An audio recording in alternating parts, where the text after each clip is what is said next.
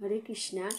আচ্ছা, আমরা যে একাদশী করি, সেই একাদশী করতে করতে মাঝে যদি কোনো কোনো একাদশী আমরা না করি, তাহলে তার ফল কি হয়? আচ্ছা, একাদশী করলে কি হয়, আমাদের সঞ্চিত সমস্ত পর্বত সমান পাপরাশি কিন্তু নষ্ট হয়ে যায়।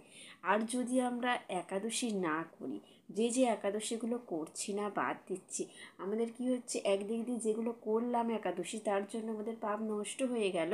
আবার যেগুলো করছি না, তার জন্য কিন্তু আমাদের নতুন করে অসংখ্য পাপরাশি যুক্ত হচ্ছে। ঠিক আছে, তার জন্য আমাদের একাদশী করতে করতে ছেড়ে দিলে হবে না, একাদশী করে যেতে হবে।